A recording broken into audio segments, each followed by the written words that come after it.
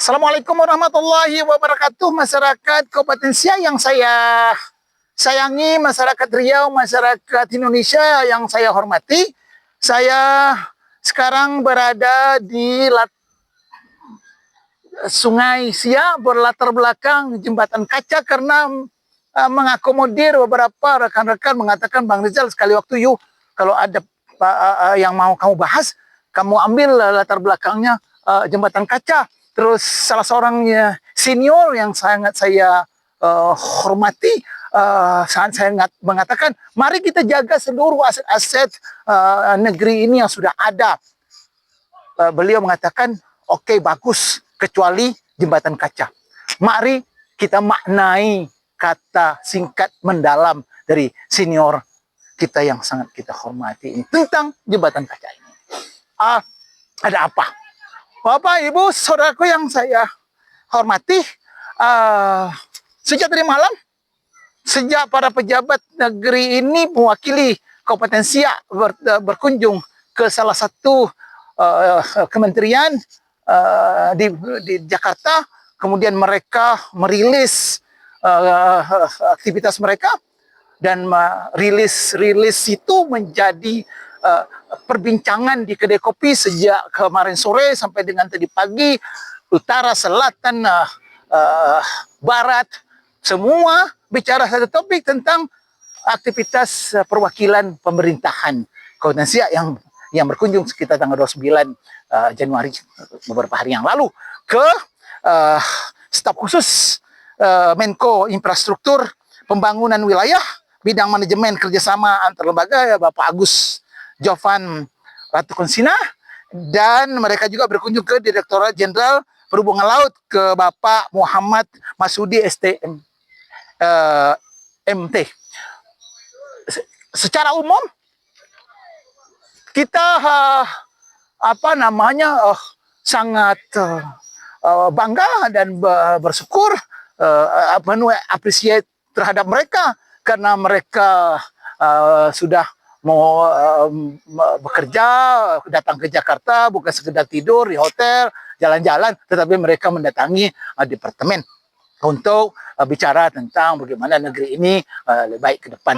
Tetapi di sisi lain, hal yang menjadi tawa kecil di teman-teman di kedai kopi masyarakat adalah muka-muka yang datang, pejabat yang datang, yang wakil Pemda Mekalis, Pemda Siak maupun DPRD Kabupaten Siak adalah muka-muka lama yang sejak 2014, 2019, 2024 bercokol di pemerintahan ini.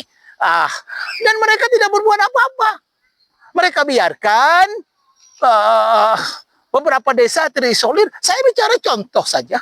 Mereka bicara meminta dana APBN untuk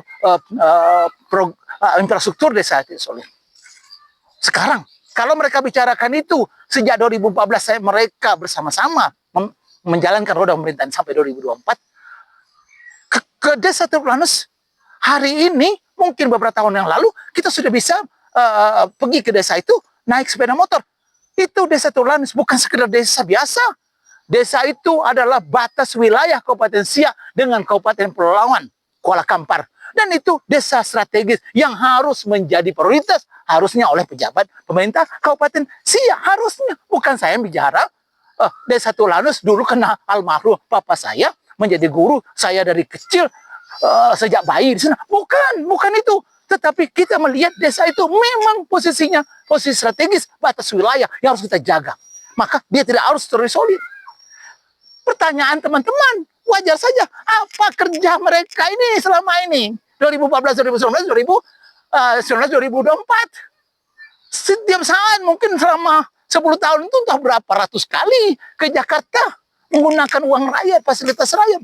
Mengapa baru hari ini mereka lakukan itu? Kemudian mereka datang ke Departemen Direktorat Pelabuhan Laut, bicara tentang kawasan KITB. Mereka presentasi di saat kawasan ini sudah amburadul, sudah hancur. Status proyek strategis nasional PSN ditarik oleh pemerintah karena tidak diurus. PT SS bangkrut karena diurus secara tidak profesional. Kemudian Testos bridge pelabuhan KITB patah karena dibiarkan pelabuhan itu melakukan kegiatan tanpa SOP. Truk bermuatan 40 ton ke atas hilir mudik sampai ke ujung jembatan, conveyor tidak dimaksimumkan penggunaannya, dan mereka biarkan saja. Dan mereka itu yang sekarang, yang kemarin datang ke Jakarta itu, yang ada di pemerintah selama 10 tahun. Sekarang baru mereka bicara tentang kawasan KITB yang sudah hancur. Pertanyaan wajar saja di kedai kopi, mereka ini apa selama ini kerjanya? Tapi saya bilang kepada masyarakat, alhamdulillah, istilahnya better late than never. Daripada tidak sama sekali, biarlah terlambat. Kita bersyukur mereka sudah sadar. Mereka sudah sadar bahwa memang kita harus bekerja untuk rakyat, tidak boleh lagi bekerja untuk pribadi. Kalaupun ada misalnya, kata sebagian kecil bisik-bisik saya, Bang, itu mereka pergi karena ada bisnis mereka yang terhambat gara-gara jembatan itu putus. Itu kita tak usah sahuzon. Itu urusan mereka lah, itu nanti menambah dosa kita. Tetapi ini contoh bagi para pejabat pemerintah Kabupaten Siak, baik dari satker-satker yang lain, juga pejabat-pejabat DPRD ke depan. Mari ikhlas bekerja, mari bekerja dengan kewajiban bahwa Bapak, saudara sudah dibayar oleh rakyat, bekerjalah dengan benar. Jangan main-main. Ini bukti bahwa Bapak tidak melakukan apapun 10 tahun terakhir, baru mau mulai. Kita nih orang Indonesia nih, untung lah Pak, karena kita selalu pemaaf. Maka kita maafkan mereka. Cuman mereka sepertinya bangga melakukan itu. Mereka lupa akan penyakit mereka masa lalu yang membuat negeri ini hampir hancur. Alhamdulillah kita berdoa.